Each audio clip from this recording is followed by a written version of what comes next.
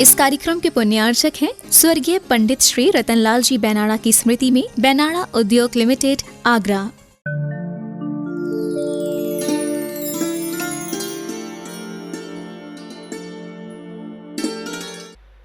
जो पंक्तियां गुरुवर ने लिखी, जिनने पद दिया, यानी नमो नाण गुरुणम मंगलाचरण में, जिन आत्मद्रष्टा से दर्शन मिला, मंत्र सृष्टा से मंत्र मिला, जिनने पद दिया, पथ दिया, पाथे भी दिया, ने तीनों ही चीज जिन्होंने प्रदान कर दी, अब पद से क्या लेना। पद से वो अर्थ होता है आचरण, पद से अर्थ होता है पैर चरण, पद से एक अर्थ होता है एक उपाधि, पद से अर्थ होता है कविता में आने वाले वो भिन्न भिन्न पद। पद से बहुत सारे अर्थ निकलते हैं। जब हम मूक माटी को अंदर गहराई में पढ़ेंगे, भिन्न भिन्न जो कवि हो चुके हैं, लेखक हो चुके हैं, जब उन्होंने इस मूक माटी महाकाव्य को पढ़ा, वो पढ़ करके हतप्रभ रह गए, आश्चर्यचकित रह गए। बोले एक एक शब्द के आचार्य भगवान ने 10-10, 12-12 अर्थ निकाल लिए, जिसकी कल्पना कोई सामान्य व्यक्ति कर नहीं सकता। जब नारी शब्द का प्रयोग किया तो इतने अर्थ निकाल लिए। इस मूक माटी को यदि कोई नारी पढ़ेगी तो वह स्वाभिमान से भर उठेगी। अभी तक तो नारी को निचली दृष्टि से देखा जाता था, हीन दृष्टि से देखा जाता था, और जब इस काव्य का आलोड़न करेगी तो उसे गर्व महसूस होगा नहीं। यह महागुरु की अनुकंपा है, उनकी पैनी दृष्टि है कि वो नारी को उस दृष्टि से देखते हैं जिसे आज तक दुनिया ने नहीं देखी। एक एक शब्द के इतने गहराई से अर्थ आचार्य भगवान ने निकाले हैं। जब सामान्य कवि, विशेष कवि, महाकवि भी देखते हैं तो वे आश्चर्य से भर उठते हैं। यानी जिनके पास शब्दकोश क्या कहें, मूक माटी को पढ़ करके शब्दकोश भी छोटा पड़ जाता है, क्योंकि ऐसे ऐसे अर्थ निकाले हैं, शब्दकोश बाद में बनते हैं। साहित्य से शब्दकोश का सृजन होता है, इस बात को भी समझने की कोशिश करें। लेकिन जो पुरानी शैली को अपनाता है वो शब्दकोश से शब्दों को भरता है साहित्य में। लेकिन कुछ ऐसे अप्रतिम लेखक होते हैं, ऐसी अभूतपूर्व प्रतिभा के धनी होते हैं, जिनके साहित्य की रचना के पश्चात शब्दकोश का भंडार भरता है, डिक्शनरी में शब्दों की क्वांटिटी बढ़ते चले जाती है। तो ये कुछ ऐसे विशेष व्यक्तित्व को लिए हुए हैं ये महाकाव्य के रचयिता आचार्य भगवान गुरुदेव विद्यासागर महाराज जी। अब वे लिख रहे हैं आचार्य ज्ञान सागर महाराज जी से, हमें पद मिला, अर्थात गुरुवर ने उन्हें पद दिया। तो पद दिया तो मुनि पद तो दिया ही। जिस पद पर चल कर के मोक्ष मार्ग पे आरूढ़ होकर के साक्षात सिद्धत्व की यात्रा होगी, वो ज्ञान रूपी पद भी उन्होंने प्रदान किया। क्योंकि आचार्य भगवान की एक विशेषता उनकी कविताएं हैं, काव्य शैली है। जो आशु कवि होते हैं, आशु का अर्थ होता है इंस्टेंटली कविताओं को लिखने वाले, तुरंत कविताओं की रचना कर देते हैं। माहौल को देख करके, सभा को देख करके, व्यक्तियों को देख करके, प्रकृति को देख करके जिनके मन में कुछ ऐसे विचार उत्पन्न होते हैं, तुरंत कविता को लिख देते हैं। एक विशेष बात इस महाकाव्य की बताना चाहते हैं, आचार्य भगवान की बहुत बड़ी विशेषता बताना चाहते हैं। आचार्य भगवान रात्रिकालीन बेला में चिंतन करते थे।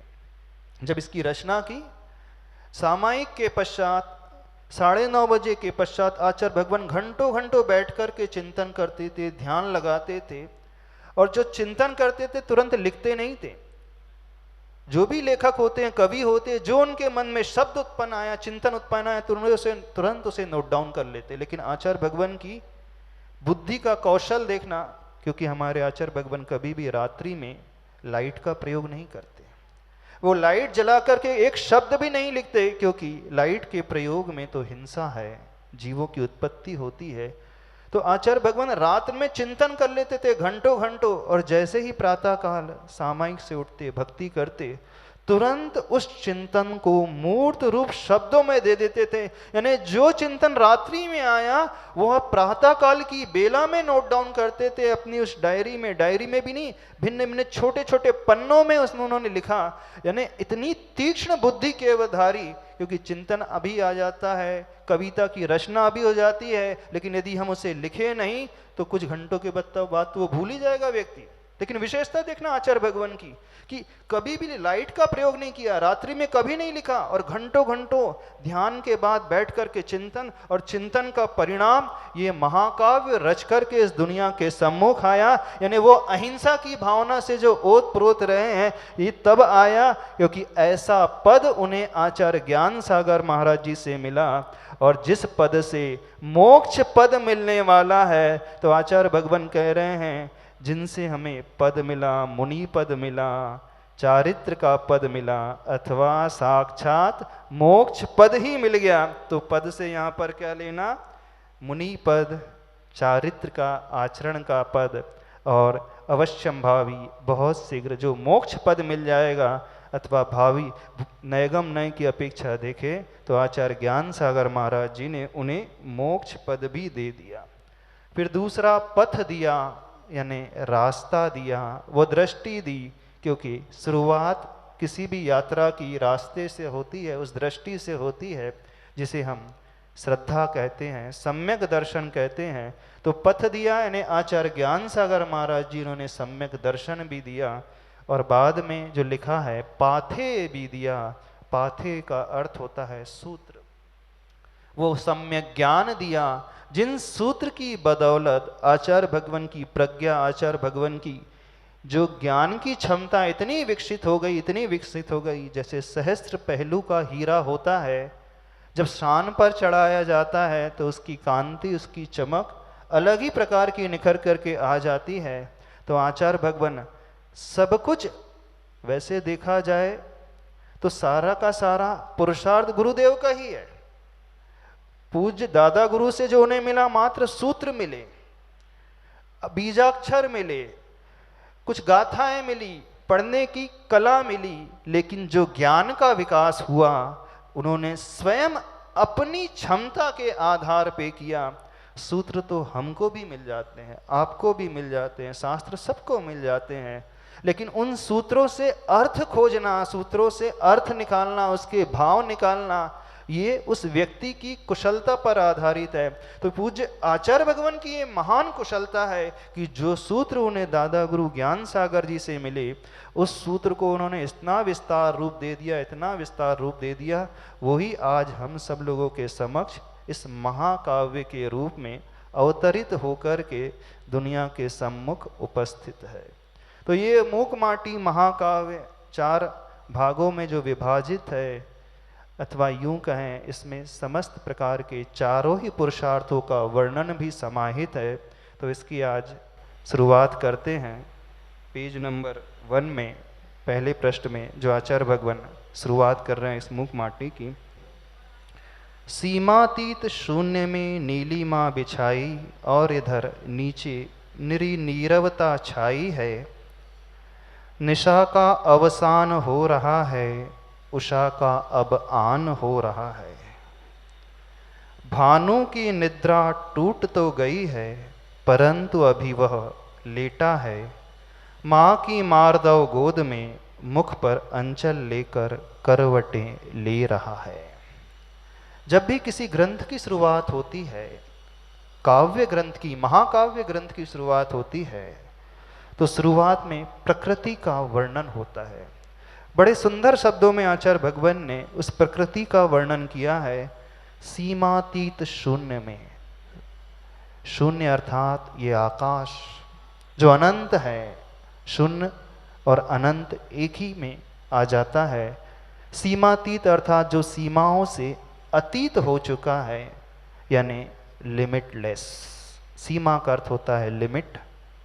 तो जो अनलिमिटेड है, यानी आकाश, उसकी कोई सीमा नहीं, वो अनलिमिटेड है, अनंत है, इनफाइनाइट है। तो ऐसे उस सीमातीत शून्य में नीलिमा बिछाई, यानी जब प्रातः काल की बेला होने होती है सूर्योदय होना होता है तो आप आकाश को देखना, वो कैसा होता है। जब रात्रि बीतने को है, वो अंधकार नष्ट होने को है, हटने को है, नीला नीला सा आकाश और इधर नीचे निरी नीरवता छाई है। निरी का अर्थ है पूर्ण रूप से, नीरवता का अर्थ है शांति। कोई कोलाहल नहीं है। अथवा रव का अर्थ होता है शब्द। तो शब्द जो हो रहा है वह पक्षियों की चहचहाट का शब्द हो रहा है।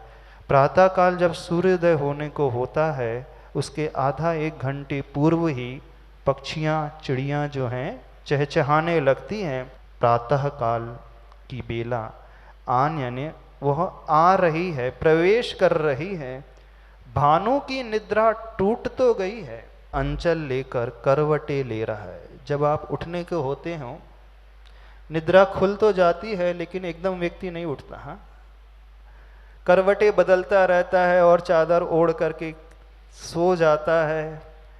किसकी गोद में? जैसे वो छोटा सा बालक माँ की उस मृदु गोद में सोता रहता है, ऐसे ही वह सूर्य रूपी बालक इस धरती माँ की गोद में। माँ की गोद कैसी है? मार्दव गोद, यानी वह मृदुता को लिए हुए, वह ममता के भाव को लिए हुए, वो माँ की गोद में मुख पर अंचल लेकर करवटे ले रहा है, यानी करवट बदल रहा है। प्राची के अधरों पर मंद मधुरिम मुस्कान है, सर पर पल्ला नहीं है और सिंदूरी धूल उड़ती सी, रंगीन राग की आभा भाई है भाई। अर्थ समझ में आ रहा है? थोड़ा सा खोल देते हैं। प्राची के अधरों पर, प्राची का अर्थ होता है पूर्व दिशा, जहां से सूर्य का उदय होता है। अधर का अर्थ होता है लिप्स, होंठ, यानी पूर्व दिशा। जो इसे स्त्री की उपमा दी है, उसके होंठों पर मंद मधुरिम मुस्कान है, यानी वह मंद मंद मुस्कुराहट को लिए हुए है। सर पर पल्ला नहीं है और सिंदूरी धूल उड़ती सी, रंगीन राग की आभा भाई है, यानी पसंद आई है। भाई, दूसरा भाई शब्द जो है संबोधन के लिए, हे भाई, मुझे वह रंगीन आभा राग ली हुई है जो सिंदूरी होती है। जब सूर्य उदय होने को होता है और रात्रि जाने को होती है, सूर्य के पहले क्या आ जाता है? लालिमा को लिए हुए पूर्व दिशा में वह रंगीन सिंदूर सी आभा चारों तरफ फैलती हुई दिखती है। कभी आप लोगों ने देखा है सनराइज का वो टाइम? बहुत सारे लोग तो सोते ही रहते होंगे, उठ ही नहीं पाते होंगे सनराइज के टाइम पे।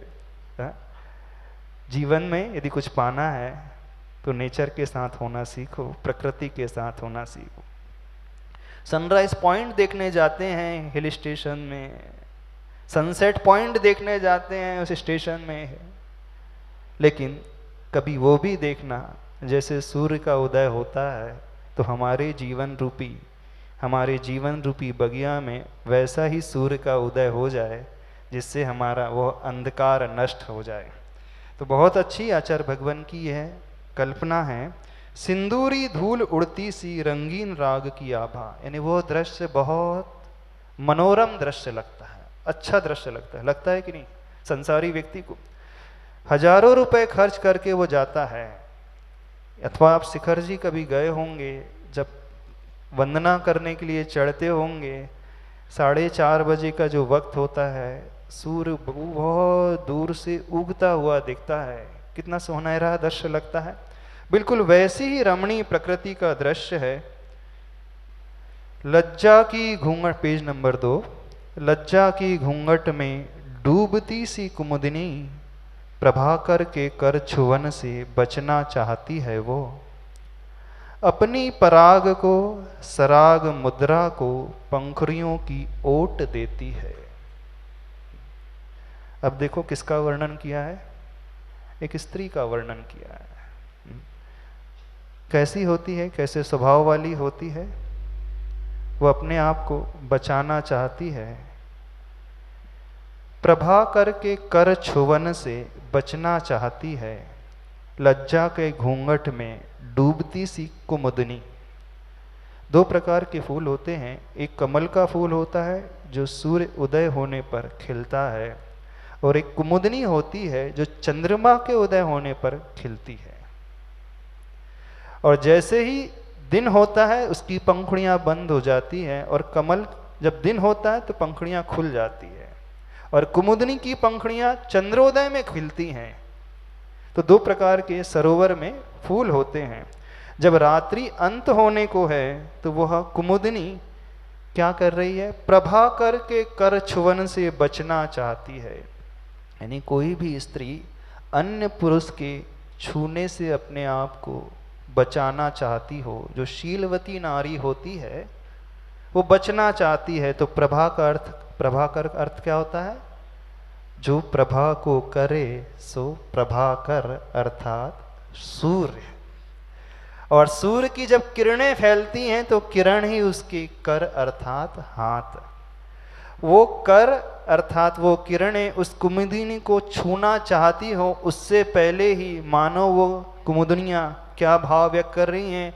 वो सूर्य की किरणें हमें छू ना पाए, हमारी कलियों को स्पर्श न कर पाए।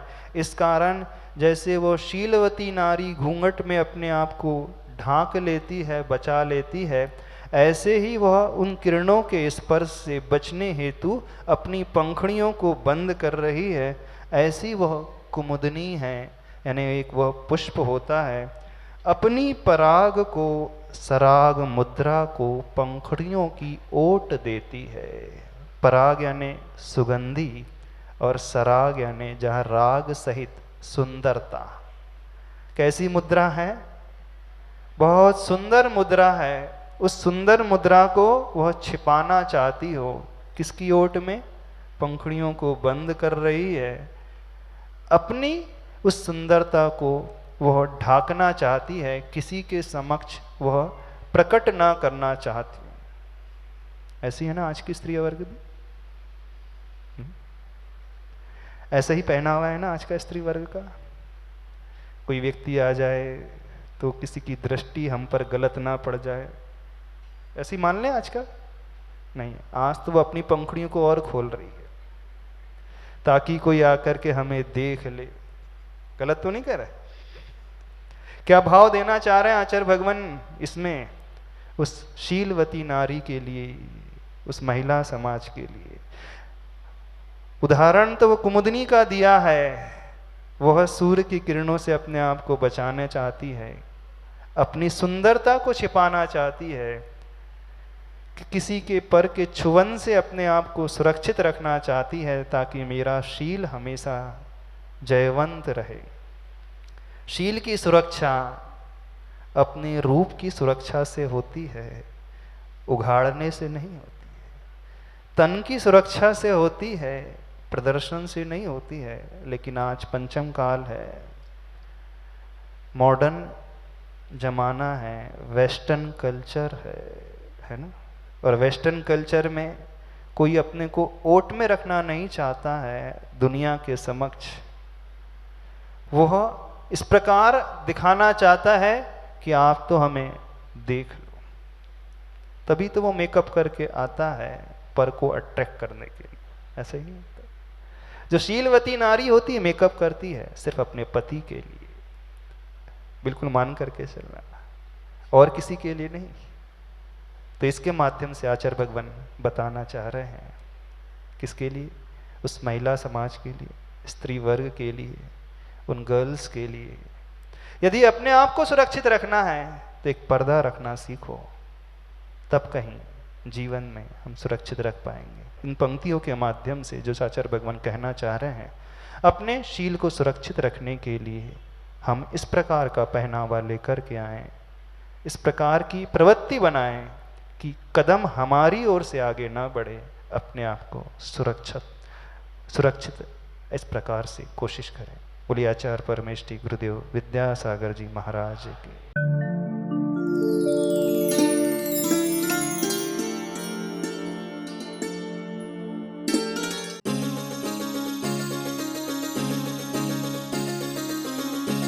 इस कार्यक्रम के पुण्यार्चक थे स्वर्गीय पंडित श्री रतनलाल जी बैनाड़ा की स्मृति में बैनाड़ा उद्योग लिमिटेड, आगरा।